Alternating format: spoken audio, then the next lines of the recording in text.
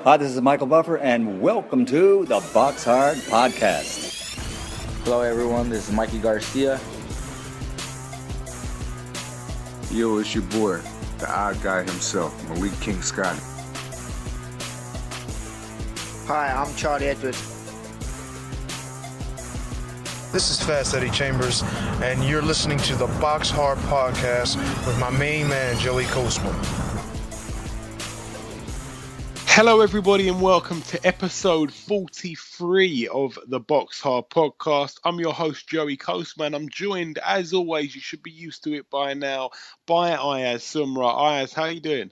I'm good, Joey. How are you? Very good, my friend.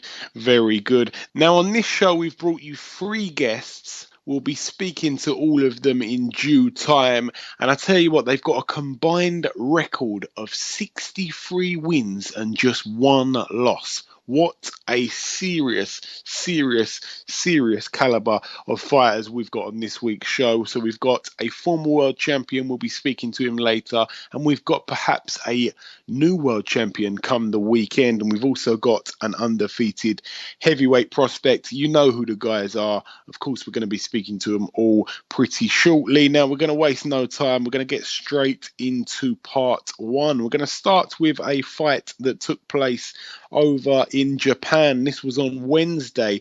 Jonathan Guzman stepped in the ring against Shingo Wake for the vacant IBF World Super Bantamweight title. Now, Jonathan Guzman was going into this fight with a record of 21 wins, all by knockout. Shingo Wake 20-4 with 2 draws. We've been raving about this guy. We've said a lot of good things about Jonathan Guzman before.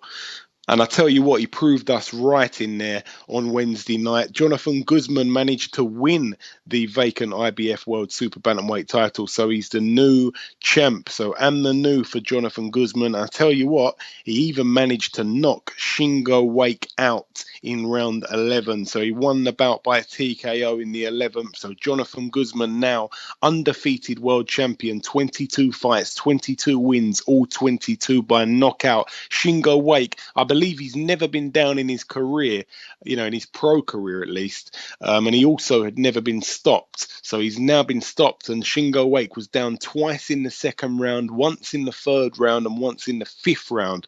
And like I say, in the 11th round, he got the TKO. So Shingo Wake was up and down in that fight, and he put in a good performance, to be honest. But Jonathan Guzman, man, he really seems to be the goods down at Super Bantamweight. So that's really forever getting spicier and spicier, that division. And Frampton out of the picture now. Of course, this is the IBF belt. So this is Frampton's belt that they fought for here, that he relinquished to go and fight Leo Santa Cruz, which we'll be talking about in the preview part of the show in part 2, of course. That's it for last Wednesday. We're now going to talk about last Thursday. So this, of course, was the 21st of July. Joseph Parker fought over in New Zealand in his hometown. So Joseph Parker fought Solomon Hamuno. Now Solomon Hamuno, we knew that he'd been stopped by Kevin Johnson, so that wasn't that's not something that makes you hold too much credibility. And Joseph Parker, he's a bit of a knockout artist. He went in there and got the job done, and he cruised to 20-0 now, Joseph Parker, with a TKO in round 4. Really, really good performance. This is like a little fight in between the supposed Joshua fight, so we're waiting to see what happens there. I think he might even squeeze one more in. I've been told by Joseph Parker's people that his next opponent should be announced sometime this week, I believe. I haven't seen anything yet, but I'm looking forward to that. That's it for New Zealand. We're now going to go over to Connecticut, USA. Just one fight I want to mention from this card. Sergey Derevianchenko, 8-0, fought former world champion Sam Solomon. Now, I thought this was going to be a tough fight because I thought that Sam Solomon, with 57 fights under his belt, might be able to come with his experience and put something on this young, up-and-coming, exciting prospect in Derevianchenko. But I was so wrong. Solomon was down once in round 1 and twice in round 2, and it was called a halt. So a second round TKO there for Derevianchenko, and Sam Solomon picks up his 14th loss. He's got a lot of losses, but he's a former world champion. He's done himself proud in parts of his career, but he's well over the hill now. But, it's a fantastic win and definitely a name for Sergey Derevianchenko. Derevianchenko, and he's absolutely something to look out for in the future. He really is coming up fast. But that's it for that one. We're now going to go out to Argentina. Just one fight on this card I want to mention. Diego Chavez, he picked up a TKO in round 5. He fought Jorge Daniel Miranda, who had a really huge record. 71 fights, 55 wins, 16 losses. And of course, Diego Chavez going into this fight 23-2 with the 1 draw. So he extends his win streak. Another knockout. Miranda's corner threw the towel in at the beginning of the 5th round. I don't think they fancied their man's chances. He took a bit of a beating up to that point. But that's it for Argentina. We're now going to come back to the USA. We're going to go back to Connecticut. He was on our show last week, and I feel really sorry for him because he's a really good guy, you know, and he deserves the best. But it's been a real bad run for the Jackson family. Julius Jackson stepped in between the ropes to face Jerry Odom. Now, Jerry Odom was 13-2 with 1 draw. You know, it's not a really good-looking record, if we're honest. And he fought Julius Jackson.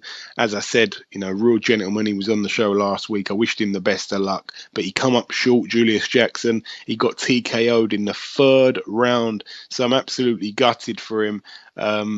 He was winning the first 2 rounds of this fight pretty comfortably, and then he just got caught with an overhand right and he went down, and I think he tried to get back up, but the referee waved it off.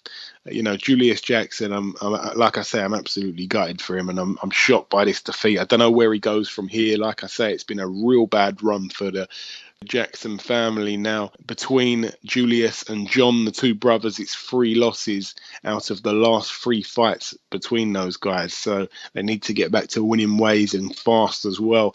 That's it for that one in Connecticut. We're now going to go over to the big one, Saturday night. Terence Crawford at the MGM Grand Las Vegas. He fought Victor Postol. Terence Crawford bringing his WBO World Super Lightweight title to the table and his 28-0 undefeated record to the table. Victor Postol bringing his 28-0 undefeated record to the table and also his WBC World Super Lightweight title. What a fight this was shaping up to be. Both men with a combined record of 56-0.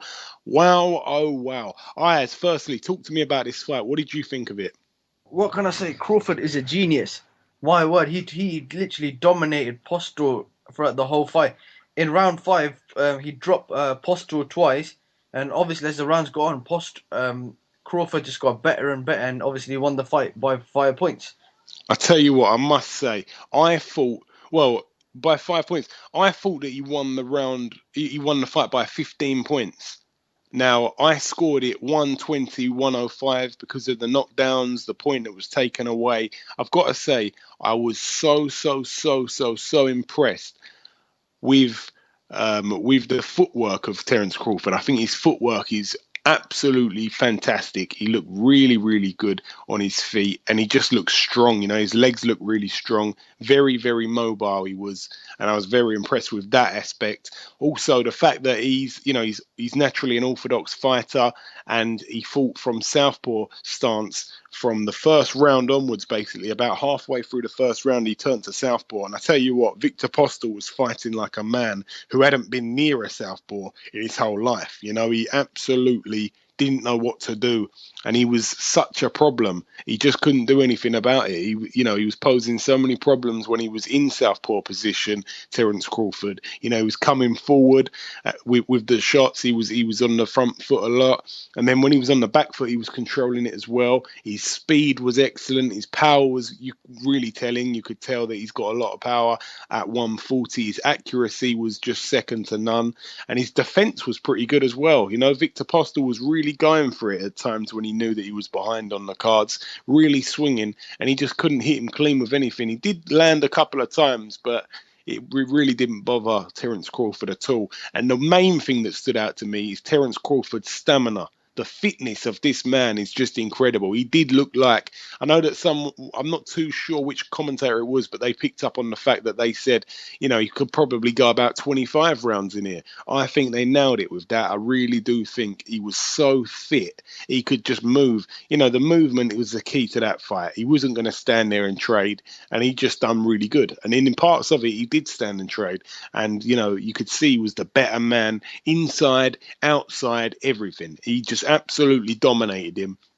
I think we've got to say, because I've never been huge on Postal. I know it's easy to turn around and say this, but I haven't been. You can listen back to any of the podcasts. I've never been huge on him. I think he got that one win over Matisse, who's well over the hill, in my opinion. Matisse, he relies a lot on his big punch, and he beat him. And then all of a sudden, he fought him for the vacant title, and he beat him, and he won the title. And then that's it. This is his first defense of it. So, he was a world champion. He was 28-0 with 12 knockouts, I think. And I wasn't too impressed. I really got to be honest. And I think that Terence Crawford was going to beat him all day long. And I didn't expect it to be that wide. He did not win a single round. It was absolutely dominating from Terence Crawford. He's now being linked with the Pacquiao fight, and I can't believe I'm saying this, but I know that we spoke before the show, Ayaz. We both favour him to beat Pacquiao when Pacquiao returns to the ring in November time, I think they're thinking. Yeah, that's true. In November time, like Pacquiao, they're saying rumours that he could fight Vargas, and if Pacquiao beats Vargas, then this future fight between Crawford and Pacquiao could actually happen. Yeah, I hope so. I'm not sure, if Terence Crawford is ready to move up to 147 yet. But I tell you what, if he wants a big fight at 140, Adrian Broner, I know you've got a little bit of news on him, but that is a fight I would absolutely love to see. Adrian Broner against Terence Crawford, I think that would be absolutely incredible if that fight could get made. But I don't think it will, I really don't. But that's it for that fight there. We're going to move down the undercard. Alexander Gavodzic, I think I've got that right. I really apologise if I've got that wrong. I probably did get it wrong, to be honest. He was 10-0 going into his bout against Tommy Karpency. Now, I tell you what, Tommy Karpency was, he was supposed to get absolutely battered, really. And to be honest, he sort of did. But he put his man down in the first round. So just as the commentator was picking up on something about the odds, I think he was saying, this is a real depth in class here. This guy's going to be the next big thing, Gavodzic. And then next thing bang, he gets knocked down. And it was like, wow. Curse of the commentator. But he got back up on his feet, looked a bit shaky, got past that round there, sat in the corner, come out in the second round, respected him a lot more, to be honest. He kind of was a bit more cautious, but he got the job done in round 6. So he picked up a TKO victory, Gavods, and he moves on to what's next. That's it for that fight. We're going to move down the undercard once again. Oscar Valdez extended his winning record to 20-0 with a TKO in the second round. He had his opponent down twice in round 2. His opponent was the undefeated Matias Rueda, 26-0. Somebody's O had to go, and it was Rueda's. So Oscar Valdez, as I said, moves to 20-0. Jose Benavidez also extended his winning record to 25-0 with a unanimous decision win after 10 rounds over Francisco Santana. But that's it for the MGM Grand. We're now going to go over to Sunday. There was just one last fight to mention on the review part of the show before we wrap up this segment of the show. Over in Ukraine, only one fight on the whole bill, apparently. Andre Rudenko, 28-2. He stepped in there against Marcelo Luis Nascimento. Now, I said he's a bit of a journeyman, but he's got a winning record. It's strange. He's hard to land on. He's very awkward and tall. And Andre Rudenko, I said he's going to do the business, probably by KO, and it happened. So Andre Rudenko picked up the KO in round 3, so he moves to 29-2. Bunch of knockouts on his record now, and he marches on, of course, to bigger and better things. And that is really it for the reviewing. There wasn't too much on last week. I'm going to throw it over to you, Ayaz, now. If you could please bring in the news for us. Jürgen Bremer and Nathan Kevley will finally meet in a world title fight in Germany on October 1st. Yeah, he gets another shot Nathan Cleverly, and this time I really, really hope he can take it with both hands. You know, a lot of people think his best days are behind him. I thought so after the Bellew fight, and then he goes and put in a really good performance against Fonfara. But then again, we've seen Fonfara get beaten since then. So I really don't know what Nathan Cleverly's going to show up. But this is a fight that's been brewing for a long time. It was actually on at one point a couple years back, I believe, when Cleverly was with Frank Warren, and for whatever reason the fight didn't happen, and now he gets his opportunity. So I hope he can take it and roll back the old Nathan Cleverly, because, you know, he was a good fighter, and it seems like we haven't seen him for a while now. He hasn't shown up. But if he can do it, then of course it would be absolutely brilliant. And it's another world champion for Britain. So I really wish him all the best in that one. Is there any other news, Ayaz? Yes. After almost 40 years as one of the most recognised voices in boxing, Sky Sports commentator and former WBC Light-Heavyweight world champion Jim Watt has decided to retire. Yeah, you know, a lot of people, to be honest, used to knock his commentary, and they used to say all these things about him. I think he's been pretty good at times. I don't really want to knock him too much. I think he's been good. He's been a good servant for the sport, not just participating in it as an athlete and as a world champion, but also, you know, taking to the microphones, getting his headset on. I think he's done a good job. I know that last year, I believe it was, he lost his daughter. She passed away very unfortunately. And I think, I'm not sure what it is, but I think he's probably just had enough. He wants to take some time out and give most of his time to his family, which he should do, And I wish him all the best in his retirement. I know he'll still be close to the sport in his heart.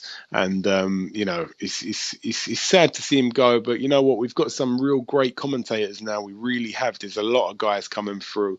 Actually, what I will say is, who do you guys want to see take his place? We know that, of course, somebody's got to fill his shoes. It's going to be hard to do so. Who do you guys on Twitter, please at us on Twitter, at BoxHard Podcast, let us know who you want to replace Jim Watt as a commentator. I'm going to put that tweet out this week, maybe after this show. So please let us know who you want. But Ayaz, thanks for that bit of news. Please give us any more if you've got any. Finally, full-weight world champion Adrian Broner turned up late for a court hearing and will spend the next month behind bars as a result. Oh, wow. It's not the first stupid thing that Adrian Broner has done. He seems to just, forget sometimes that he's a world champion. He's a role model, supposedly. He's got little kids, or at least one little kid. He's got a wife, and I think he needs to really, sort himself out, really. He's like a big kid. And, people like to hate on him and stuff. I'm not going to do that, but we need to see him, wise himself up a little bit. He's doing all this stupid stuff and he's getting caught out time after time, and it's not good. It's bad publicity. But you know what? They do say any publicity is good publicity. We're here talking about him on the BoxHard Podcast. So maybe he's ticked one box there, but is it really worth it? You have to ask yourself that. I don't think so. That's it for Adrian Broner. Ayaz, any more? No, that's it. Okay, well, with the news part done, that leaves us the other part of the show, the new part of the show, the part where we talk about the funniest names of boxing. Now, last week, there was a guy fighting. His opponent had yet to be announced. His name was Theophilus Dudu. Now, we're very, very sad to say that Dudu didn't happen. Now, I'm not saying that because I'm constipated. I'm saying that because his fight got postponed. We really want to see Dudu soon. Now, there's loads and loads of puns in there. Intended, not intended. We're going to leave it at that. His fight didn't happen. Okay, that's the main thing that I'm saying there. And that's it for that's last week's one. But this week I've gone through loads of names, and we're not really spoiled for choice this week. Sometimes there's a bunch of them, and it's really easy to pick. Oh, that's brilliant. That's brilliant. That's brilliant. But this week there really hasn't been any standout names or anything like that. I think we're going to throw it over to a guy fighting in Japan. I don't know what you think of this one, Ayaz, but it's a guy fighting in Japan over in Tokyo. He's facing a guy called Tsubasa Kura, who's 7-0. He's a minimum weight fighter. Okay, so the lowest weight class available. He's 7-0, and he faces Here it is, people. It's not the worst. It's not the worst name we've had, but his name is Bimbo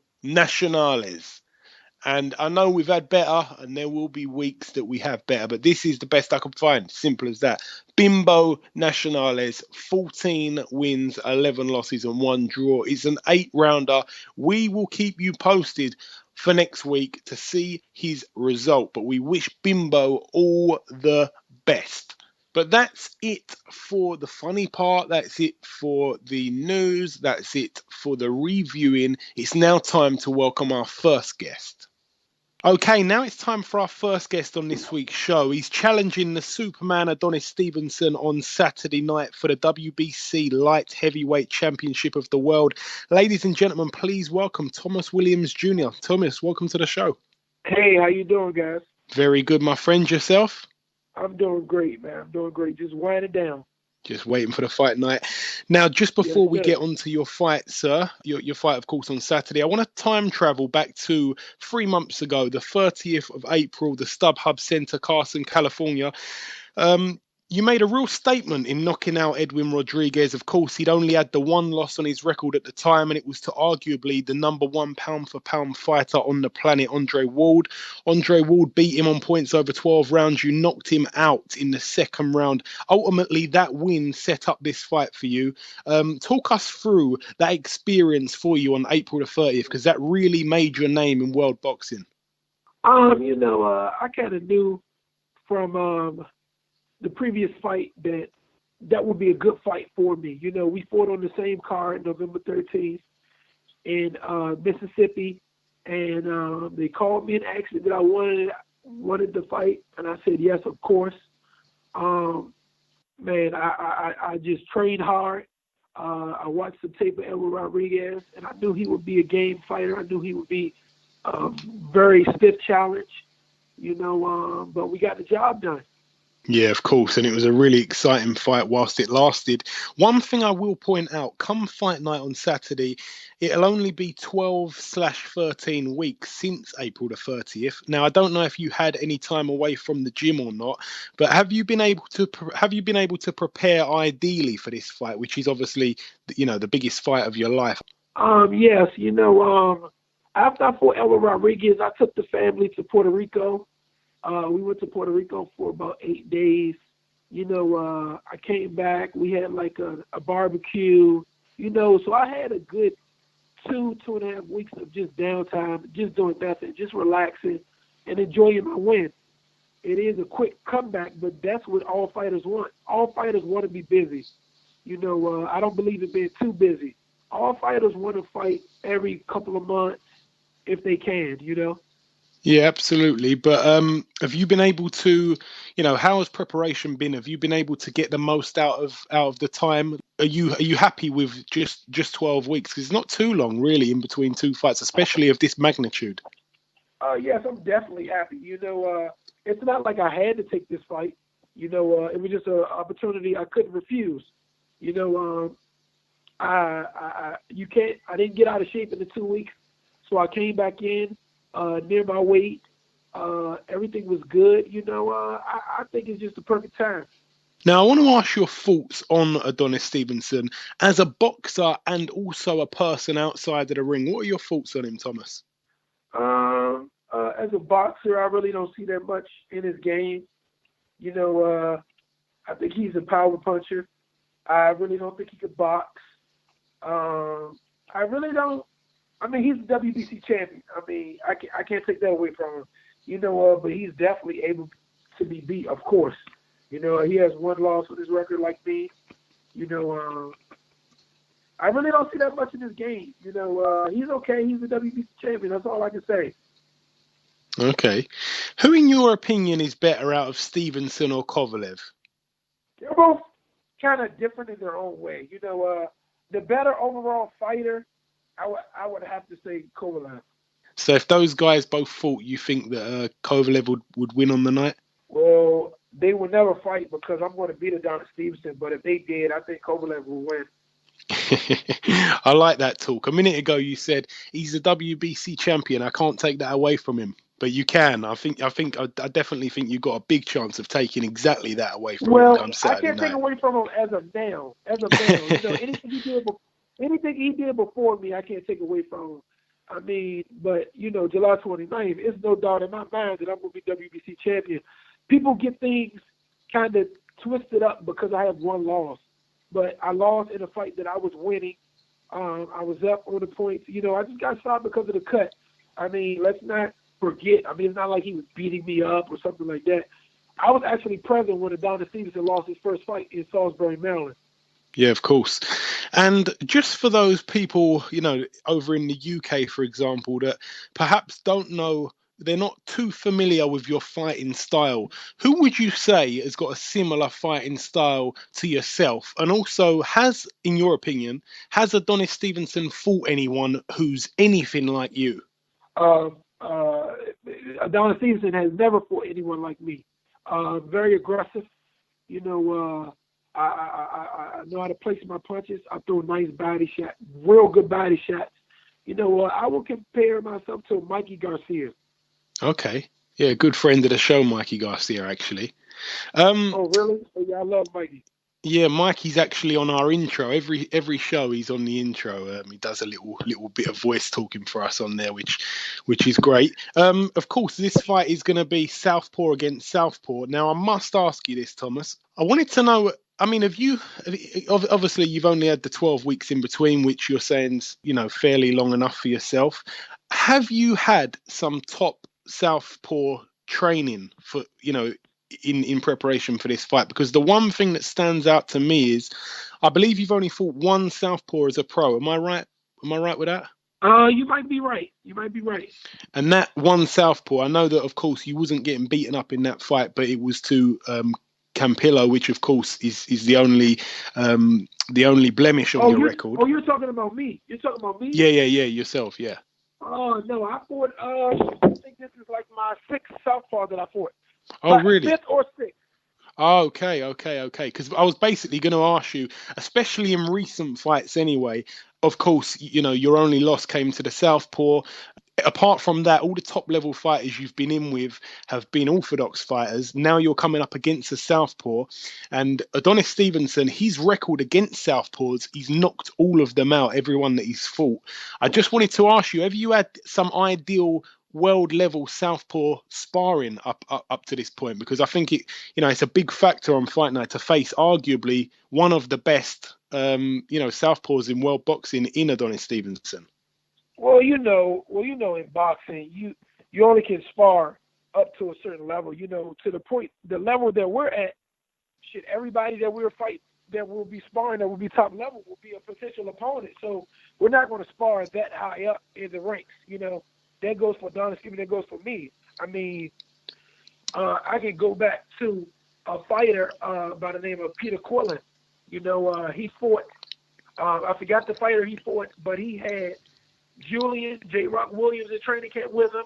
He had Terrell Gachet, who's a 2012 Olympian, in camp with him. And he had one more person, and he said he gave up his best work in sparring. He looked horrible when he fought. You know, he had that top-level sparring. These guys are not guys, are sparring partner type guys. These guys are potential world champion athletes. And he said that he gave up his best work in sparring. So that worked in his as a disadvantage for him. You know, so you sparring top-level guys and guys that are world champions and everything, I don't think that's a good idea when you're preparing for a world title fight, because you don't want to give up your best work in sparring. You don't want to leave everything in the gym, and I think that's what you will do if that happens. Okay, that's a fair point. But of course, I'm taking it, you know, you've had Southpaws in and you've done some good work with the Southpaws. Yeah, of course. That's great.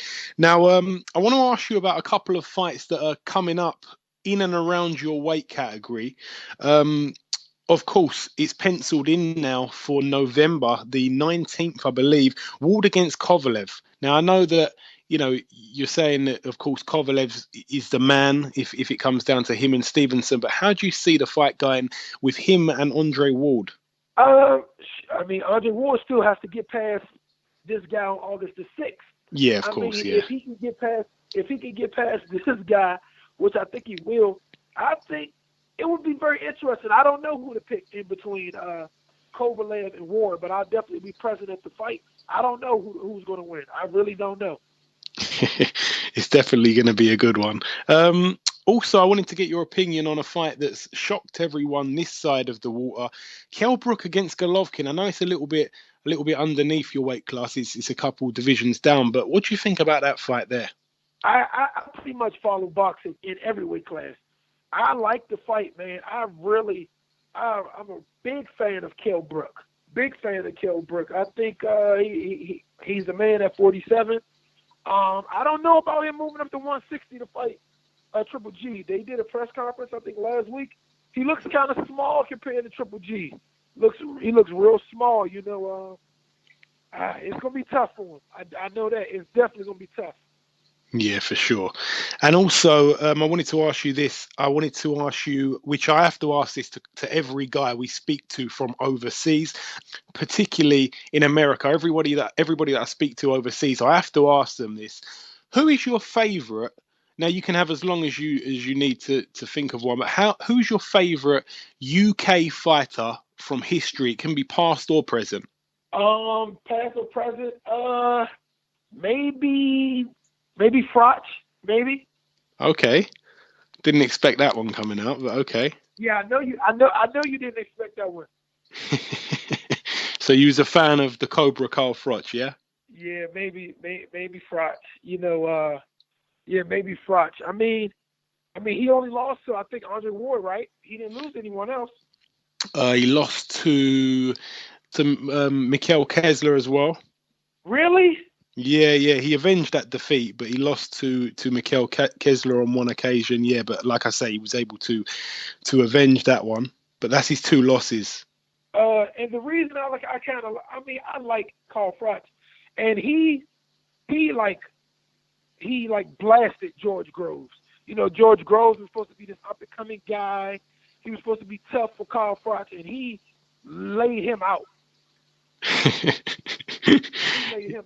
Yeah, I mean, it was both those fights were absolutely huge, but yeah, he was the better man on the main night. On the second night, the actual deciding night, it was all strange on the first fight, obviously the premature stoppage, but that's another story. I just want to ask you for any kind of message to your UK fans, because when I put the word out that we were going to be speaking with you, it actually surprised me. A lot of people seem to be fans of you. I just wanted to give you an opportunity to thank anyone or give anybody a shout out, UK or USA, to be honest.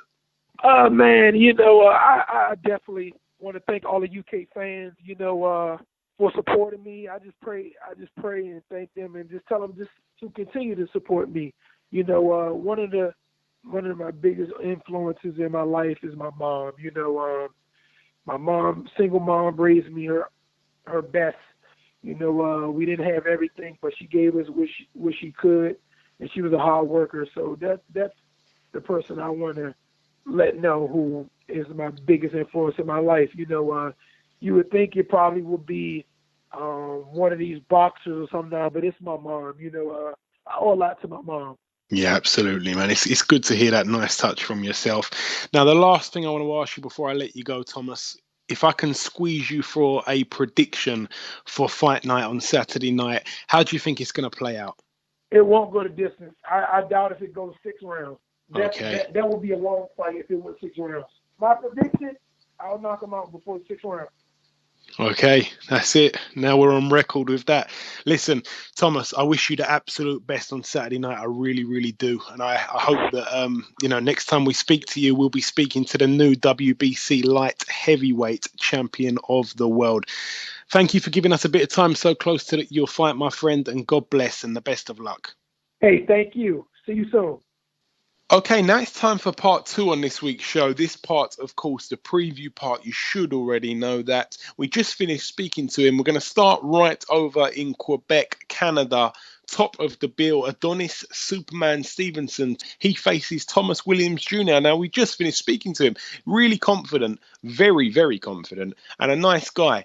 Adonis Stevenson, 27-1. Thomas Williams Jr., 20-1. It's for Adonis Stevenson's WBC World Light Heavyweight title. Ayaz, this is going to be a good fight. It's on the Friday night, of course. Thomas Williams Jr. coming off that big knockout over Edwin Rodriguez. As I mentioned earlier, Edwin Rodriguez got in there against Andre Ward, and Andre Ward was the only man to beat him, and it was over a 12-round unanimous decision. Now, Thomas Williams Jr. got straight in there and knocked him out early, so a big statement there, and that is what has catapulted him into this fight against Adonis Stevenson, 27-1.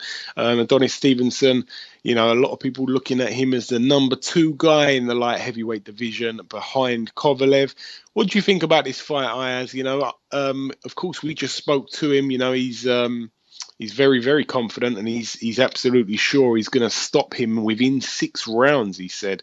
And that would be a huge, huge statement. He's definitely got the power to trouble him, but Stevenson's got the power to trouble anyone. Ayaz, how excited are you for this fight coming up on Friday night? I'm very, very excited for this fight. Both men can bang, and both men are going to go for a knockout. That's the only reason I'm excited for this fight. Yeah, it really is going to be a bang-up while it lasts. Also on that card, Oscar Rivas. He's 19-0 at the moment, an undefeated Colombian heavyweight prospect. He faces Jeremiah Carpensi. That's a good fight for Oscar Rivas. He's probably going to look good in it, and both guys undefeated in that fight. So somebody's always got to go. Oscar Rivas, promising prospect. That's it for Canada. We're now going to go over to Italy. Flyweight from the UK, Louis Norman, 11-2 with the 1 draw. He faces Pio Antonio Natuno, 7-10 with 1 draw. So he's got a losing record, and this is a 12-rounder at flyweight. So I really hope that Louis Norman can go and do the UK proud and pick up a win on the road, which I think he can do for sure. That's it for Italy. We're now going to come back to the UK. We're going to go over to Leeds, Yorkshire, top of the bill. It's a good fight. I tell you what, it really, really is. Josh Warrington puts his WBC International Featherweight title on the line against Patrick Hyland. Josh Warrington 23-0. Patrick Hyland 31-2. Patrick Hyland coming off that loss to Gary Russell Jr. and what a loss it was. You know, he got knocked out. He got absolutely outclassed. But I tell you what, Patrick Hyland's a nice guy, man. We had him on the show just before that fight. A real gentleman. But I tell you what, this is a bloody hard fight for Josh Warrington. A lot of people still not sold on him being the real deal. You know, he's the real deal, but not sold that he's like the next big thing. He's going to go all the way and win a world title. A lot of people not too sure. But Patrick Hyland, we're going to find out, because I think he's a tough guy. Good record as well. You know, lost just the 2 fights, but both of them to good fighters. And, you know, he's a world title challenger. He's definitely the best fighter that Josh Warrington has been in with thus far of his career. And I think this is really going to be a really good fight. I'm really intrigued. And I tell you what, I honestly think that Patrick Hyland could do the upset here. I don't think it's a huge upset. I think it's a real 50-50 fight, in my opinion, Ayaz. What do you think about that fight? Yeah, I reckon it's a 50-50 fight. Obviously, like you said, Patrick Hyland's coming from a loss from Gary Russell Jr., but then again, Josh Warrington just beat Amagasa. So it's going to be a very tough fight. So it's a 50-50 fight. But obviously, come fight now, see who's the best. But if I have to go for a winner, I'm going to go for Josh Warrington. Because that fight, if Warrington beats Patrick Hyland, it's set up for a fight with Lee Selby. Yeah, I mean, that's the fight that we want to see. But Patrick Hyland's in there to abort their plans, really. He's in there to make them, you know, to cause an upset. And he really could do it. You know, I think Josh Warrington was really good in his last fight, as you mentioned, against Amagasa. Really impressive. A lot of people thought it was going to be really tough. You know, and he absolutely dealt with him. So a brilliant win there, and a bad loss for Hyland. But we're going to have to see on fight night, you know. He's definitely fresher, Josh Warrington, but it's really like youth against experience here, I think. But that's it for that fight. We're going to go over to the undercard. Luke Campbell fighting for the vacant WBC Silver Lightweight title against Argenis Mendez, 23-4 with the 1 draw, and Luke Campbell 13-1. This is going to be a good fight. And Luke Campbell, a lot of question marks over him. He was supposed to be the next big thing, Olympic gold medalist, and then he lost that fight last year. And I tell you what, he's looking to turn it around, and he means business. I think we're going to see a really impressive Luke Campbell on fight night. Also on that card, Tyrone Nurse puts his British super lightweight title on the line against Tommy Coyle. Tyrone Nurse 33-2 with the one draw. Tommy Coyle 22-3. This is a really good fight as well. Another 50-50 in my opinion here. A lot of guys tipping Tyrone Nurse to win. I think he's the favourite. But Tommy Coyle, he's been taking this really serious. I think he sees this as like a last chance saloon for him. So both guys really, really hungry here. A lot of good fights on this bill, I really have to say. Also on this bill, Gamal Yafai 9-0 faces Josh Wow 20-8 with the two draws. A lot of guys going with Gamal Yafai to win this one. It's for the Commonwealth Super Bantamweight title, the title that Gamal Yafai holds. We know that he looks the real deal. He really does. He's only fought limited opposition at the moment, but he's very promising. He hasn't really put a foot wrong. He's been in deep water a couple of times actually, and he's come through it pretty comfortably. But Josh Wow, he's a good fighter, a lot more experience on his side. 30 fights under his belt, but I definitely have to go with Gamal Yafai for this one. I think he's definitely a future contender at least, to be honest. Also on that bill, Dillian Whyte against Dave Allen. We will be speaking to Dave Allen very, very, very shortly. He'll be on probably in about 5 to 10 minutes time. Dillian Whyte 17-1, Dave Allen 9-0 with the one draw. It's for the vacant WBC International Heavyweight title. Dave Allen, real nice guy. Very, very hard to dislike him, to be honest. There's a lot of people giving him stick on Twitter. A lot of people saying that he shouldn't even be in the same ring as Dillian Whyte. It's a little bit harsh from my point of view. I don't think he's done anything wrong as a pro at all. I know he had a bit of a stinker with Jason Gavin in his last fight, and it wasn't really his fault. It was purely, it takes two to tango, and Jason Gavin come and made it really, really ugly. He didn't go in there to win the fight. He just came to make it very awkward. What do you think about this fight, Ayaz? I mean, how much of a good fight is it? I reckon it's a good fight. Obviously, they've both been making the fight huge by the trash talking and that. Now it comes to getting down and fight night. This is for the WBC International Heavyweight title. So it's going to be a very good fight. Obviously, if White wins, there's rumour, speculation that could set up for a fight with Dereck Chisora. Yeah, there's talks of that. There's also a lot of trash talking this week from Antonio Tarver. That's a fight I don't think is going to happen. I think he's going to want too much money, to be honest, for the stock that Dillian Whyte has at the moment. But saying that, a lot of people on that bandwagon with Dillian Whyte, they really, really are. After that Joshua fight, he seemed to get a lot of people supporting him, and he done really well in that fight, as we all know. But it's going to be a good fight. I really think it is. I think Dave Allen has been trying his best to get a big fight, and he's landed it here. Maybe it's come too soon, I don't know, but the best man will win. I like both guys. I'm not gonna start picking winners and stuff like that. I really do like both guys. I really wish them both the best of luck and may the best man win. Also on that card, Ryan Bennett 13-0 puts his WBC International Bantamweight title on the line against Cesar Ramirez 12-2. Ryan Bennett, we know that a lot of people are talking about him being in a world title fight within the next year or so. So that's very, very early. He's only 13 fights in at the moment. He'll be 14 fights in come Saturday night. But, they're looking to move him fast, and he's got all the skills and quality, and Adam Booth absolutely raves about him. I know that he trains him, of course, but he says he's like the most talented fighter he's ever seen, he's ever been in the gym with. So that's really good, encouraging stuff to hear about Ryan Burnett, and I wish him all the best of luck for Saturday. Also on that card, Sam Eggington 17-3. He faces Dazza Usher 9-6. It's a 6-rounder.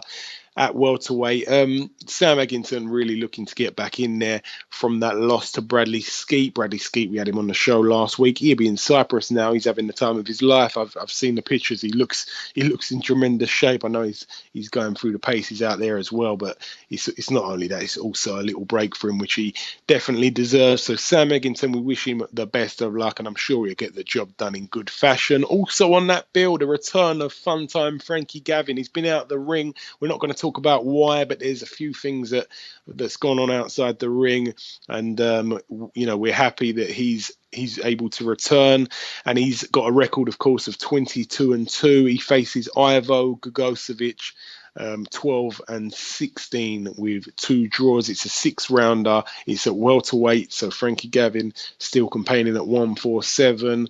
And I can't wait to see him back. To be honest, I really think that little timeout might have done him a bit of good. I know it may not feel like that sitting on the sidelines, but he's had that time out to think and recalculate, and I'm sure he's going to come back really, really hungry for it. Also on that bill, I didn't even know he was on the bill, but it's good to have him on there. Vincent Feigenbert's 22-2. He faces Wilmer Gonzalez, 19-10 with 1 draw. It's only a 6-rounder, of course, at super middleweight, and Vincent Feigenbert's is probably going to get the job done in style here. Also on the card, 2 prospects. Jake Ball, 5-0. He faces Christoph Golech, 1-4 with the 1 draw. It's a 4-rounder at light heavyweight. And the other prospect making his second professional outing, Felix Cash, 1-0 at the moment. He faces Sonny Whiting. So Felix Cash, they're looking to move him fast as well. But we wish all the Matchroom fighters, all the home fighters, the best of luck on Saturday. That's it for the UK. We're now going to go over to Fantasy Springs Casino, California, USA. Joseph Diaz Jr., we've talked about him a lot on this show. He's 20-0 at the moment. He faces Victor Proa, 28-1 with 2 draws. This is a real tough test for Joseph Diaz, but one that I'm sure he will prevail in. He's a really good fighter. I'll tell you what, he really, really is. I've said it a million times on this show now. He's definitely one to look out for. It's a 10-rounder at featherweights. That's all I can say. He's going to probably go in there and get the job done, maybe even by knockout, but this is a real, real tough fight. It really is. So we wish Joseph Diaz all the luck in the world. Also on that card, Antonio Orozco, 24-0. He faces Abner Lopez, 23-5. It's a 10-rounder at welterweight. Another good fight in a casino. I like the fights in the casinos. I think they're really good. But that's it for that place there. That's it for Fantasy Springs Casino. We're now going to go over to the Barclays Center, Brooklyn. This is a huge, huge, huge card. I really, really, really like the fights on this bill. I really have to say I do. It's not so much, when I say huge, I don't mean like a big number of fights. I mean some good fights. Now we're going to start with top of the bill. No, we're not. We're going to start with bottom of the bill. Danny Jacobs, WBA World Middleweight Champion. He puts his belt on the line. His opponent yet to be announced. His record 31-1, and we can't really say much about the fight because we don't know who he's fighting, but an incredible, incredible man. He's overcome cancer. He's gone and won a world title, and he's a true inspiration. So we wish the best of luck to Danny Jacobs. Also on that bill, the WBO World Female Featherweight titles on the line between Amanda Serrano, 28-1 with the 1 draw. She faces Kalita Silgado, 14-6 with 3 draws. So it's good to see the women's boxing get a bit of notice here, and it's on a really, really big bill. Also on this bill, Ivan Redkach, 19-1 with the 1 draw. He faces Tevin Farmer, 21-4 with 1 draw. This is 10 rounds in the lightweight division. Also on the bill, Paulie the Magic Man Malignaggi, 35-7. He faces Gabriel Bracero, 24-2. Paulie Malignaggi, we know that he's past his best now. Even he'll tell you that himself, but he's looking for one last run at the title. And, I wish him all the best of luck. He's an absolutely incredible guy. And, we're big fans of him here. I always have done. I've met him a couple of times, and he's a true, true gentleman. Also on this bill, the return of the undefeated world champion. We're going to be speaking to him again in about 5 minutes' time. Mikey Garcia, 34-0, 2.5 years out of the ring. He faces in a comeback fight Elio Rojas, 24-2. Now, Elio Rojas is a former world champion as well. So Mikey Garcia coming back to the ring with no easy touches, no time to waste. He cannot wait to go. And as I say, we're going to be speaking to him in about 5 minutes' time, but I'm so excited to see the return of him, a true world champion, true pound for pound top 10 when he was active. We cannot wait to see him back. Also on this stacked bill, Sergey Rabchenko, 27-1. He faces Tony Harrison, 23-1, over 12 rounds in the 154 division. Sergey Rabchenko, he's being looked after by Ricky Hatton, and he's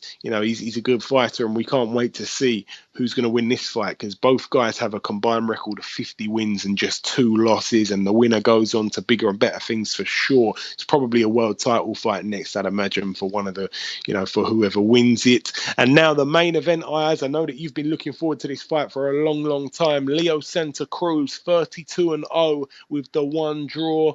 Carl Frampton, 22-0. Somebody's O has got to go. Combined record of 54 wins, no losses. This is for the WBA Super World Featherweight title. Leo Santa Cruz, the champion, of course. Carl Frampton moving up in weight to fight him. Both men have been calling each other out for a couple of years now. We're finally seeing it on Saturday night, Ayaz, at the Barclays Center, Brooklyn. Talk to me. This is going to be a fight. And I mean a fight. Santa Cruz, he is, I'll tell you one thing. Santa Cruz is a warrior, but Frampton is a very good boxer. Obviously, like you said, someone's always got to go, right? Yeah. Last time we saw Santa Cruz fight was against Kiko Martinez. And obviously, Santa Cruz knocked him out within the 5th round. Frampton's last fight was a unification fight against Scott Quigg. And now he's moved up a weight, moved up from super bantamweight to featherweight to fight Leo Santa Cruz. But I'll tell you one thing, this is going to be a war.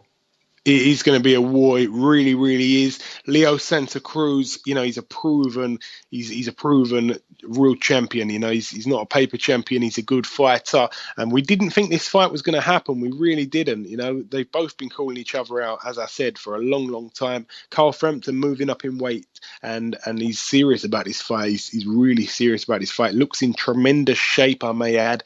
And this is a real pick and fight. I think it's a 50-50, Ayaz. I know that we've kind of let the prediction league go a little bit. I think last week we kind of forgot to mention it. I think we both went with someone. I can't remember who we went with, but I think last time that we remember it, I think it was 1-0 to you. Now we can bring this into play in this one if you want. I'm going to go with Leo Santa Cruz to win this fight. Who are you going with? I'm going to go for a Carl Frampton win on points. Okay, all right. You're going with Carl Frampton. So we don't have to talk about the method, because I'm going with Cruz. You're going with Frampton. So we're going to put that on the line. So it's either going to be 2-0 to you or 1-1. All right. So you keep the scores. Remember, no cheating. I've told you before. I know you've tried to add a couple of scores to yourself on fights that didn't even take place. So I'm watching you. But that's it for the Barclays Center, Brooklyn. One last fight to mention. It's happening over in Latvia on the Sunday. That is Sunday, the 31st of July. One fight I want to mention, Dmitry Chudanov, 18-1 with the 2 draws. That's the guy who lost to Chris Eubank Jr. He faces Andreas Pokomiko, and this is an 8-rounder at light heavyweight. So Dmitry Chudanov has gone up in weight, and he faces Pokomiko. 9 wins and 11 losses. It should be a comfortable win for Dmitry Chudanov. But that's it for the previewing on this week's show. We've got 2 more guests to speak to, so it's now time to welcome our second guest. Okay, now it's time for our second guest on this week's show. He's in a big fight on Saturday. Ladies and gentlemen, please welcome Mr. Dave Allen. Dave, welcome to the show. Thanks a lot for having me, mate. Thank you. No problem. It's my pleasure. Now, the first thing I want to ask you, Dave, there was a big deal made out of something that you said about having X amount of weeks not being long enough to train for Dillian Whyte. And then after that, of course, you ended up taking the fight. I may have it slightly wrong, but what is it you actually said? If you can clarify that, and what ended up happening? Yeah, I was offered the fight. 3.5 weeks notice I was given. So but I wasn't actually offered the fight. I wasn't actually offered it personally. Dillian said what he said at the press conference. My manager, Steffi Ball, didn't actually offer me the fight. Sky Sports came to me and said, "What do you think about the fight?" And I did say I wouldn't be ready in 3 weeks. I did say that. I had a couple of days and I sat down. I watched a bit more of Dillian. Obviously, I've seen all of his fights, but I sat down. I watched them, and the opportunity to fight Dillian Whyte wasn't going to come again. This was the chance to box him. I watched him, and I believe it's worth the what comes out of the winning this fight is better than the risk. You know, it's worth the risk. This can catapult me on into at least a British title fight and maybe beyond. You know, people have got Dillian up there nearing world class. So I just think, 3 weeks notice. It was not ideal, but it was definitely worth the risk, and it's definitely a fight. If Dillian doesn't take me seriously, it's definitely a fight I can win. I'm confident. I'm not taking it. The money isn't even great. People are thinking I've changed it because I've changed my mind because the money. The money's not great. I took it for the opportunity, and I wasn't sure when this opportunity was going to come around again. So that's basically why the U-turn happened. Do you feel that you're being overlooked by Dillian in this fight? I know a lot of guys on Twitter are saying a lot of rubbish, but do you feel like Dillian's overlooking you? I don't believe so, because there's not many British guys that go to swallow Vladimir Klitschko. And recently, the 3 heavyweights that he's had over there, in the past couple of years, have been myself, Anthony Joshua, and Dillian Whyte. So Dillian knows himself what is needed and what caliber of fighter you have to be, or people see the potential in you to go over there. So the fact that me and Dillian was over there at the same time in the same camp, he knows I can fight. From what's happened in the ring, what we've achieved in the ring, opponents and sort of stuff. Dillian is shown to be a level above. He's fought the higher caliber of opponents. He's boxed for the British title. So, but I think personally, if he has underestimated me, then he will get beat on the 30th of July. That's 100%. If he comes into the fight 100%, I know for a fact I've got my work out. I've got my work out either way, and so has he. But if he has underestimated me, that's a big mistake, and I don't believe that he will have. The last couple of weeks since I got the fight, I've been training 100%. Because I'm expecting the best Dillian Whyte. I'm expecting the Dillian Whyte from the Joshua fight that gave Joshua a hard night. I'm not expecting the Dillian Whyte from the Bakarian fight. And as you say there, you was in the same camp with him in Klitschko, for Klitschko. You didn't get a chance to move around with each other at all? No. I saw him over there, and I think me and Dillian are in the same boat. We both spar very well. I can spar world-class fighters. I have numerous times and held my own. I think we're both in the same boat where we're both relatively inexperienced, and on fight night we're not quite performing as we do in the gym. So, it's an interesting one. July 5th, I don't know what's going to happen. I can honestly tell you I don't know what Dave Allen's going to turn up, and we don't know what Dillian Whyte's going to turn up. That's why it's a very interesting fight. So I'm very confident. I'm very confident of beating him, and I see a lot of things that he doesn't do very well. So yeah, we are very confident. Yeah, also there's that factor that he fought just a couple of weeks back, didn't he, on the Joshua undercard? So, of course, there's that factor, because he's not the fittest guy. I mean, he gets knocked a lot for his fitness, and he's having 2 fights back-to-back pretty quickly. So there's that factor. I know you won't be banking on that, of course. The other question I got for you, my friend, is does it frustrate you at all seeing so many people slating on Twitter saying this is an easy fight, because realistically, apart from landing that one shot on Joshua, what has Dillian done as a pro that you yourself couldn't do? That's what I scratch my head about. Yeah, I feel the same. I feel like his best wins, Minto, Costa Jr., and Nascimento. I don't feel like they're better wins than Oriang and Gavin. So, it doesn't give me confidence, but like, Joshua aside, I feel like we're pretty much on the same level. We've pretty much done the same things. He's had 7 or 8 fights more, but he hasn't proved anything that I've not proved. I don't believe he's gone past halfway in a fight, apart from the Joshua fight. I don't believe he's completed more than 6 rounds. There's a lot of question marks hanging over both for us. I don't believe he's near world level.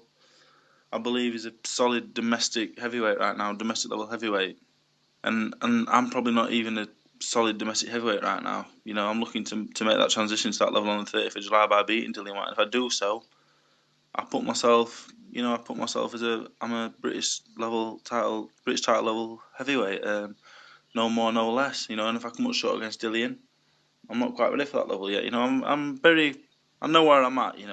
I don't lie to myself. I don't lie to anyone else about things either. If Dillian beats me, I have to give credit to him. He doesn't gain anything by beating me, and I've got everything to gain and nothing to lose. So I do give him props for taking the fight in that respect. It's quite funny because a lot of people on Twitter who say this stuff, people come back at them and say, and what is this based on? If Dillian's going to win so easily, what is this based on? And they don't ever reply. I've noticed that a few guys are questioning them.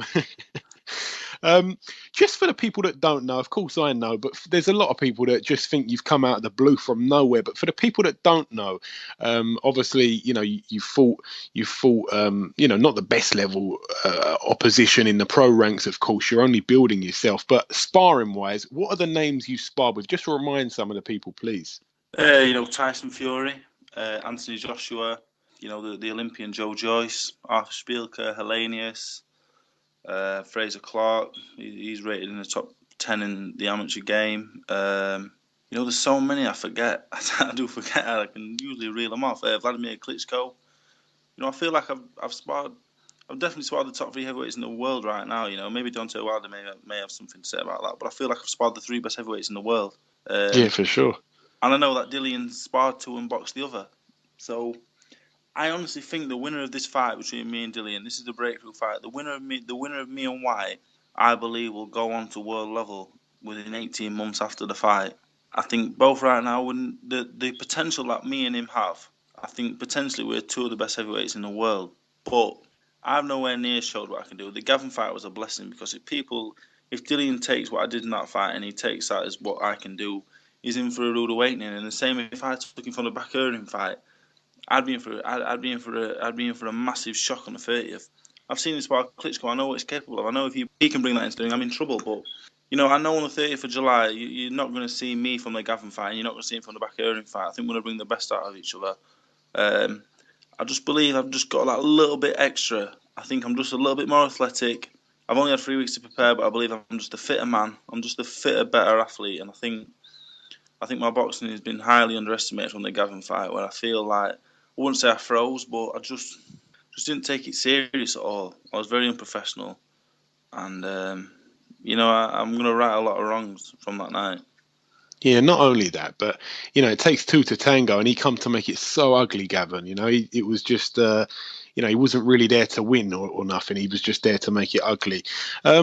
Without giving too much away, David, will you stand and trade with Dillian at all during this fight? There's been a lot made about power and stuff. To be honest, you've knocked your power quite a bit. To be honest, like you've got a bunch of knockouts yourself for the amount of fights you've had. But will there be a point in this fight where you will stand and trade at all? Do you think? Absolutely. The plan is to apply pressure, educated pressure. I don't think Dillian can't box. I don't think Dillian's a great boxer. He's very strong. He's a very tough man. Joshua gave him a lot of stick in them 7 rounds. He gave him a lot of stick, and he stood up to it until the 7th round. But I don't believe he's the best boxer in the world. I don't think he's. I don't think he can. He can't outbox me, is what I'm going to say. I'm going to be coming forward. I'm going to be putting pressure on, making him work. Because the way I'm going to beat him is I'm going to have to put pressure on and make him work. He's going to punch. If he's in the mindset, he's going to get me out there in 3 rounds. He's totally mistaken. He'll not. No heavyweight in the world could get me out of there in 3 rounds, and I stand by that very strongly when I say that. I'm very tough. I take a good shot, and defensively, I'm very sound. So, I think he can. I think he's going to do all this talk about he's going to outbox me, but I know for a fact when the bell goes, he's going to come and try and bang me out. And if he does, he's going to play into my hands. I want him to do that. People might think he's stronger than me, punches harder than me, so he'll come out and he can just blow me away. He'll definitely not blow me away. I'll be there for the 10 rounds. If I don't stop him, the fight will go 10 rounds. I will not go anywhere. I'm very steady and I'm very fit, just physically fit. And if he can box, if he is a good boxer, if he's going to outbox me, and he keeps it on the outside, it's going to make it will make it hard work for me. I'm not the best boxer in the world. I can be outboxed, but I don't think I can be outboxed by Dillian Whyte. There was a bit of nobody quite knew what was going on. Everybody wanted this fight to be for the British title. The boxing board have refused this. If you could just sum that up for those that don't know, what actually happened? What were the reasons behind it not being a British title fight? The board knocked it back because of my inexperience. Said I was inexperienced. So That's basically it. I've not done a scheduled 10-round through no fault of my own. My last 2 fights have been title fights. The 10-round supposed to be over the 10-round distance. They didn't happen for one reason or another. I've ended up doing a 6 and 8. So, if them 2 fights would have gone ahead and I would have won them, this would have been for the British title. But as it stands, it's for the WBC international title. That it's nice to win a belt, but really it's meaningless to me because it gives you a world ranking, and I don't need a world ranking right now because I'm not looking for world titles. I'm about 2 or 3 years off that. 18 months, 2 years, maybe even 3 years off that. I don't have any. I'm not saying I'm world class because I'm not right now. I believe I can be one day, but definitely not now. So the WBC international belt, that's just something to make the fight look a little bit more glamorous. The belt means very little to me. The British title means everything to me. So successful against Dillian on the 30th. For me, this is the final eliminator to the Boxer of the Lonsdale belt. That's how I see this. Okay. The last 2 questions I've got about this fight in particular, because I want to ask you about something else after, just real quick for me. Dillian Whyte, of course, he's been linked a lot now with Dereck Chisora. Who do you see the better fighter between those two? If those two were to get it on, who do you reckon would win? And the other question, how much does your O mean to you? Could the fact that you're undefeated and Dillian Whyte isn't, does that make you hungrier as a fighter? Yeah, I think it works both ways. You definitely want to keep undefeated, but I think now Dillian's O's gone, he'd be more relaxed about things. Because when you're undefeated, the only thing you think about is, I don't want to be beat. I don't want to. If I was worried about my undefeated record, I wouldn't fight Dillian Whyte, because this is a fight I go into as an underdog. If I had 8-week preparation time, I'd still go into the fight as an underdog. If I was scared about losing my O, I'd keep fighting Jason Gavin on a week's notice. I'd keep fighting Eastern European imports. I want to fight Dillian Whyte because I want to test myself. I know if I lose to Dillian Whyte, I know my level. If I beat Dillian Whyte, I know my level. That's what this is about. It's about finding my level. The O is very important. I don't want to lose anyway. If I had 50 losses on my record, I still don't want to lose. I'm a man. I don't want to be beat by another man in anything. So, the O it means everything, but at the same time, it means nothing at all. It means everything to me, but I want to test myself. I've been a pro 3.5 years, through fault of my own and through no fault of my own. My progress at times has been very slow, and it was time to step up. And who better than Dillian Whyte? Who better than, my profile has gone through the roof. Dillian may not like the way I've gone about it, but we've all got to put food on the table, and we've all got to do the best for ourselves, and that's what I've done. And I'm very happy that the fight's come. Yeah, absolutely. And who do you reckon would win between Dillian Whyte and Chisora if that fight were to happen? Yeah, so I put me on Chisora because he's the more proven entity. Chisora's proven where he is. I think Chisora is on the slide. But from what I've seen of Dillian Whyte, in all honesty, in the ring for real, because people who see me spar will say that's a world-class talent. They'll see me in the ring and say that's a work in progress. He's not even British title level yet. So from what I've seen of Dillian in the ring, he's a domestic level heavyweight. Where Dereck Chisora is now, I think he's above domestic level. I think in 2 or 3 fights' time, Dillian could beat Chisora, but right now he's not ready. The same way if I box Chisora tomorrow, Chisora I think could probably be too much. He'd be too experienced, and that's why me and Dillian are fighting now. The winner of this fight, this fight puts us on. The winner of this fight goes up another level. It goes up a level. I think this is the best fight that can be made at domestic level in British heavyweight boxing. While I think the board made the right decision for it not for the British title because I've not earned it, I think we are the 2 best heavyweights at domestic level right now. Yeah, without a doubt. Now, enough of that fight. I want to ask you a couple of fun questions now. Just a few, about 4 or 5 questions. If you could put your promoter's hat on and you could make any fantasy fight right now happen in world boxing, I'm not talking about your Muhammad Ali versus your Tysons, but anyone who's currently on the scene, any weight, what fight would you put on? What fight would you like to see most in world boxing right now? Personally, I would like to see Tyson Fury, Anthony Joshua. Oh. As a British heavyweight, and as a heavyweight that knows both men, that sparred both men extensively, that's a fight I want to see. I think the fight in 18 months' time will be the biggest fight in boxing. Right now, I think Tyson will be too much for him. 18 months' time. Thing is, I give Anthony a lot of stick on Twitter. It seems like stick. It's not stick. I've got a lot of respect for the man, and the man is a tremendous athlete. Offensively, I don't think there's a better heavyweight in the world. I've sparred him numerous times. Offensively, I think offensively he's better than Tyson, but defensively there's so much there to work on, and I think he needs to fight Stavern. People saying Stavern's a little old, he's a little past it. Stavern will give him rounds. Stavern is tough, and if he takes Stavern out, he just proves again that offensively he is at the highest level. So yeah, Joshua and Fury is one that I'd like to see. I'd like to see Tete and Rigondao. That's a fight I would like to see. Oh, you're reeling these ones off, man.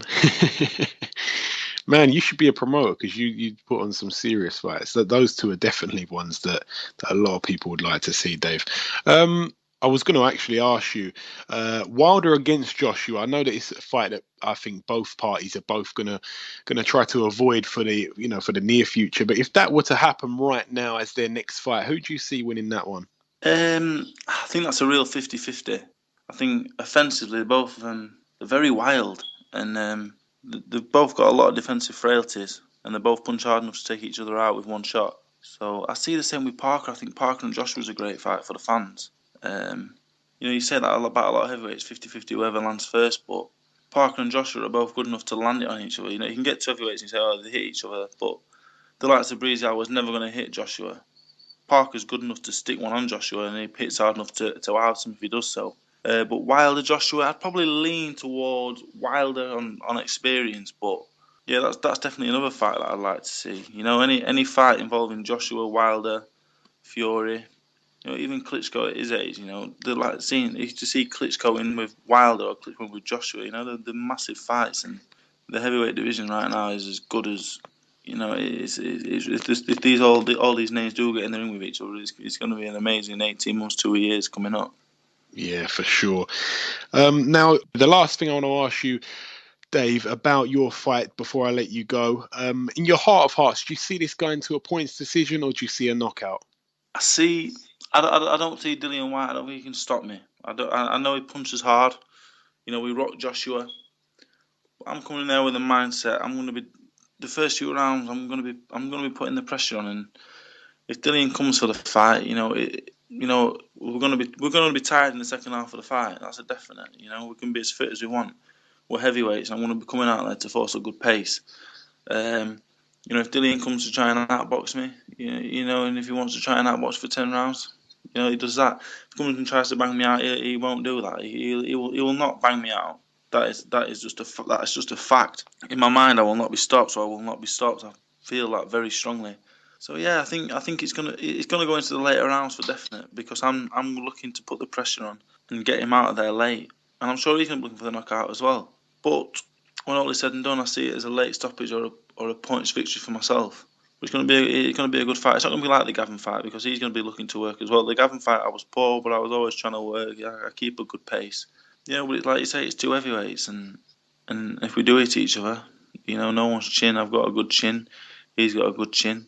But if you get it on the point, or you get in the right area, you're gonna go. But I just hope, for the sake of the build-up that we have done, I just hope it will be a good fight.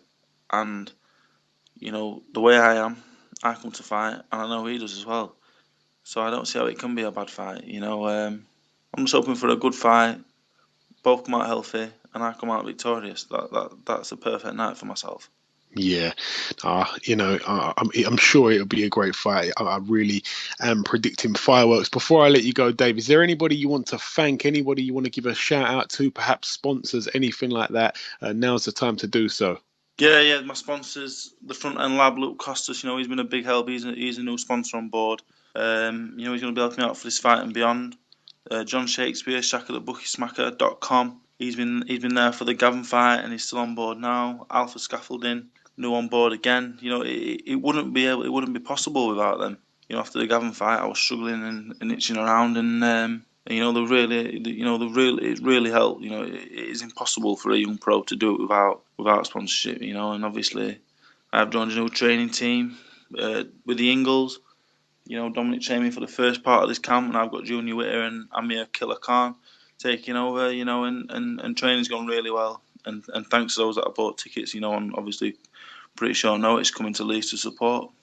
Yeah, absolutely. Great stuff. Listen, David, I sincerely wish you the best of luck for Saturday night. I appreciate you giving us a bit of time this week, and we'll no doubt speak again in the future. Thank you very much. Thanks a lot, mate. Thank you.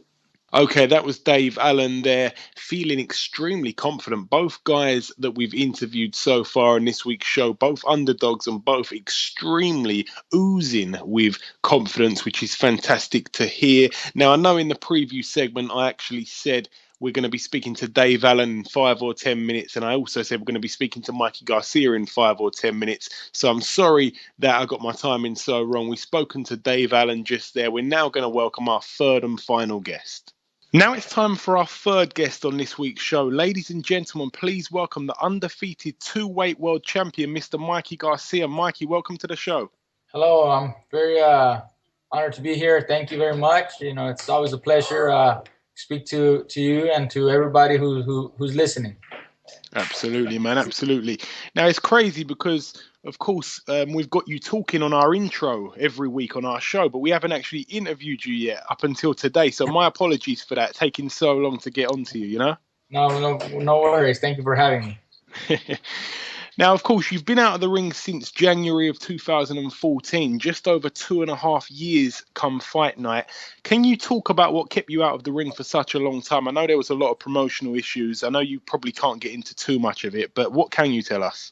Well, we were going through litigation, court proceedings with the promoter, Top Rank. It all started in April of 2014. My contract was up, but they were fighting, arguing that there was an extension that applied, which would extend my contract further. And I disagree with that extension. Their interpretation is wrong and different from what I got. And I got, different opinions from different attorneys, and they all agree with me. The contract was expired at that point. And we entered into litigation. It took a lot longer to finally go to the court. But when we finally did this past March, we had a hearing, and the judge interpretation of the contract favored me extremely well. His interpretation, his choice of words were that if at any point, if the contract was valid, it would only be valid if I was a current world champion, which I wasn't anymore, or 2, if I was fighting for a world title, which I am not. And I had not received a single offer from Top Rank, any serious offer to fight in the 2-year period that I was out of the ring. I wanted to fight. We tried to get something going, but it never happened. And, when the judge gave that interpretation, Top Rank decided to throw in the towel and give up, and just asked if I was okay with a general release. They just wanted me out of their way, out of their sight, and I accepted the release, and we walked away. Now we're ready to get back, and I look forward to this next stage of my career. And how frustrating has it been sitting behind the ropes for so long? Of course, training to keep fit, but knowing that you haven't got anything scheduled. It's tough at sometimes. It's a little tough. Try to get motivated, but for the most part, I was always in the gym. These last 2 years, I was always sparring and training with the guys that my brother has. So it was fun. I still enjoy it. I enjoy sparring. I enjoy the gym, and it helped me stay in shape. It helped me stay fresh. Even though it's been 2.5 years, it really, honestly, only feels like it was 6 months or 9 months since my last fight. I feel good. I feel very confident. And, I knew this day would come. I knew the end would come, and I would be allowed and be back in the ring. I just needed to wait until the judge saw my point and my view. And luckily, that day is here now. And another thing I wanted to ask you, Mikey, I've heard, I'm not too sure if I've got it right, but at the moment you're a free agent. You're not actually with a promoter. Is that right? Still free agent. That's correct. So all the bad stuff that's gone on between yourself and Top Rank, does that rule out you ever signing with those guys again? Look, I don't know if I would ever do an agreement with Top Rank, knowing the way they like to do business, the way they run their company is sometimes, for the most part, not in the fighter's favor at a certain point. They're very good. It's a very good company to develop fighters, to grow stars and develop fighters. but there comes a point where it's not the best for the fighter at that point. When you're at a certain level, you have to really look out for yourself, and the company is not really concerned with that. They have a process of running their business, and it's not in my favor. So if they were to change their ideology and change the way they do business and allow me to fight for them in the future, or if there's a few fights that are very, very interesting to be made and they're willing to work, we could always work together. But in the present time right now, I don't see it happening. There's other options for me. I can do other things and continue my career without a top rank. Yeah, I understand that completely. Now, as I mentioned before, you're fighting on Saturday night on the Santa Cruz versus Frampton undercard against former world champion Elio Rojas. Now, of course, he's coming off almost a 2-year layoff also. It's a weird one. How excited are you to get back in the ring after all this time out, Mikey? It is exciting because now I get to finally get back. I just I need to get through this fight. I want to, make sure that I win this fight and that I showcase my skills to everybody. It's a great platform. Everybody's going to be watching. It's a great show. And, people are going to be surprised with how well I perform. A lot of people have doubts that maybe the 2 years have cost me ring rust or that I've lost it. That moving up in weight is going to be a factor. But I feel very confident. I don't think that it's going to affect me at all. Rojas is a tough opponent, tough challenger. He's a former world champion, very good boxing skills. I want him to fight. I want him to, show up the best possible so that I can really show everybody that I'm an elite fighter. And I did want to ask you that. I want to ask you, why this opponent? Because take away the long layoff that you both had. As you said just there, he's a former world champion and he's an all-round good fighter. Why such a tough comeback fight, Mikey? We don't want to be picking on anybody that's completely going to just get knocked out in one round. We probably could have chosen another opponent, and it would have been okay because of my layoff. But I didn't want that, I wanted somebody who is worthy of fighting and getting in the ring with me. A former world champion like Elio Rojas is perfect. We had other names mentioned to us, but they were either denied or they rejected the fight. And Elio Rojas stepped up to the plate. He accepted the fight. He was ready. He's ready for the time that we needed him. So we decided to go with him.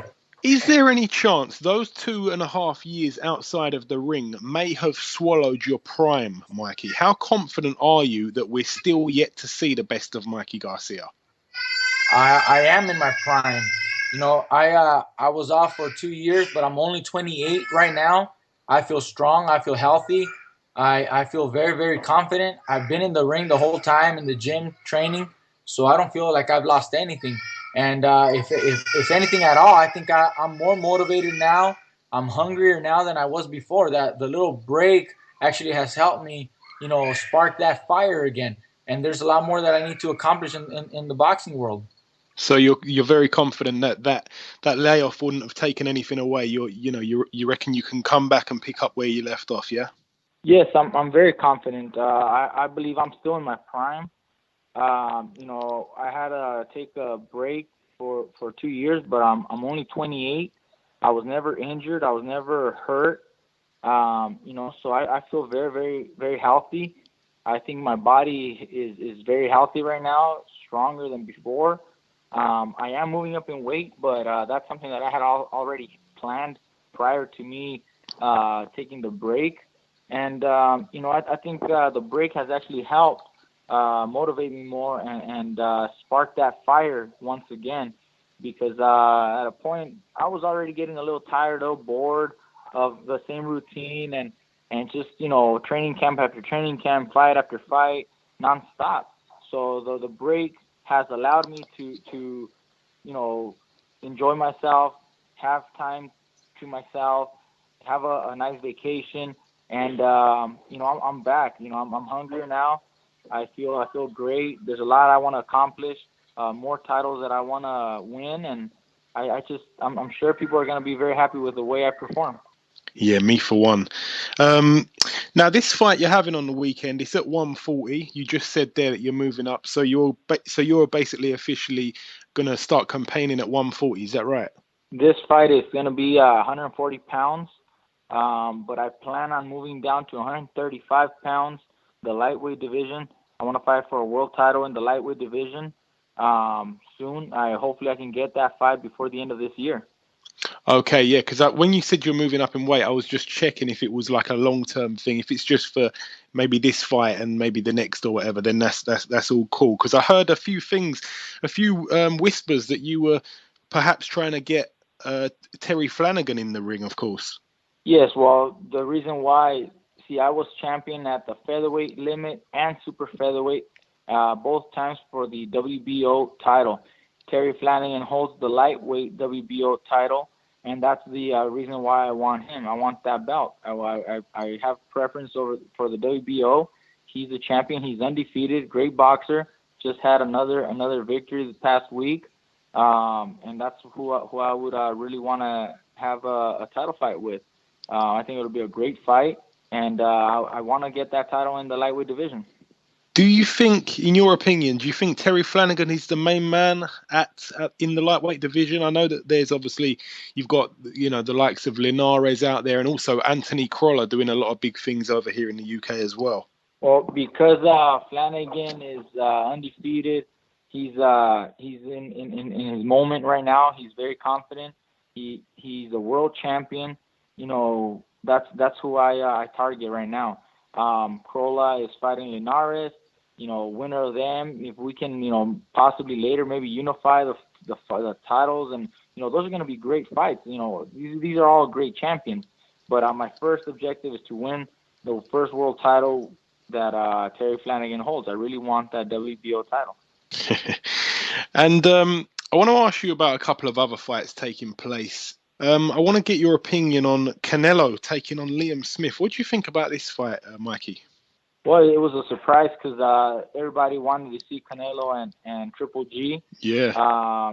It seems like Canelo is not ready for a fight like that, and instead of moving up in weight, decides to come down to 154 pounds.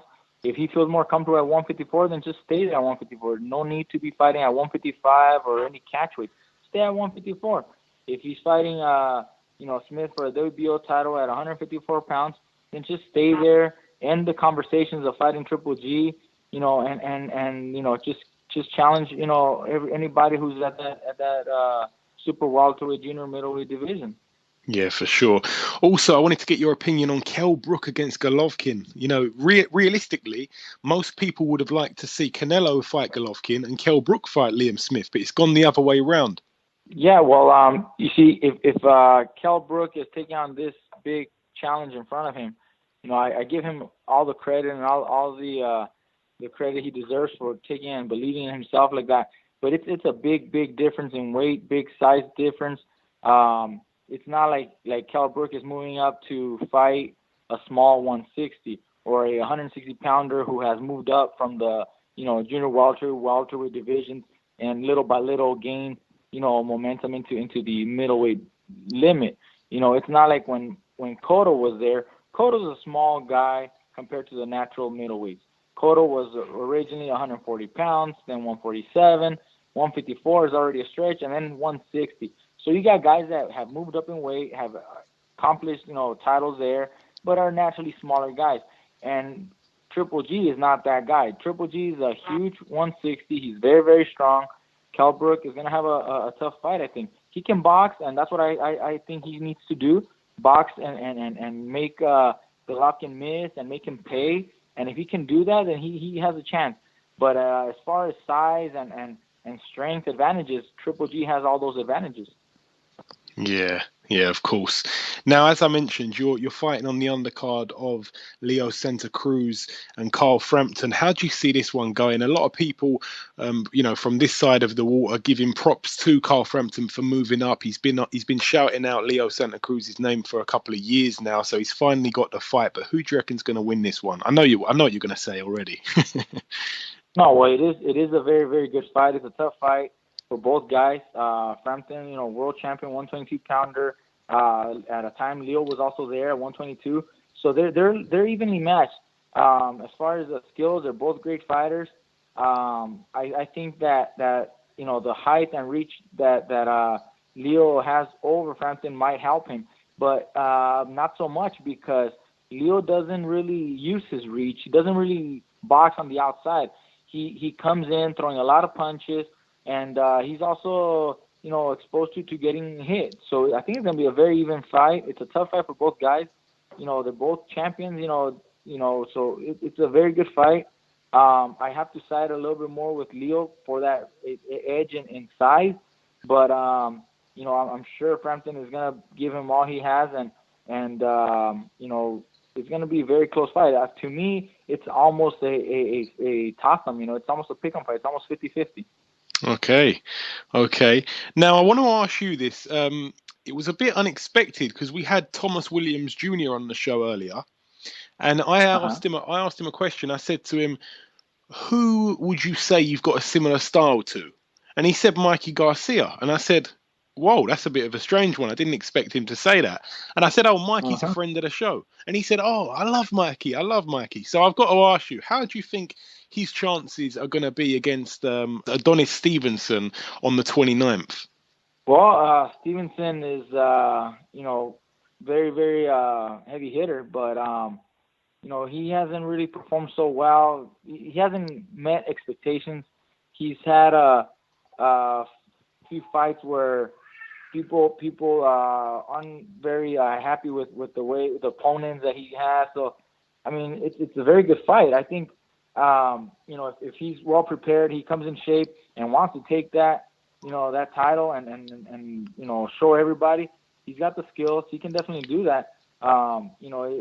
Stevenson's getting older too. He's getting older, so it's not gonna be a one-sided fight for Stevenson. It's actually gonna be a very good fight. I like his chances. Yeah, me too. Thomas Williams Jr. said that he reckons he's going to knock him out within 6. So we got our fingers crossed that he can do that. If you were a promoter, if you could promote any fight in the world of boxing right now, not like those crazy fantasy fights, one guy from his prime against another guy, but in today's boxing, so all current boxers, what fight would you make if you could see any fight in any weight class? Well, you would match a few guys. I would like to see Triple G and Canelo.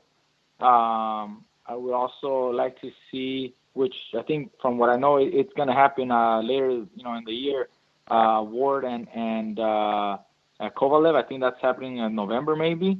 So those fights are very interesting.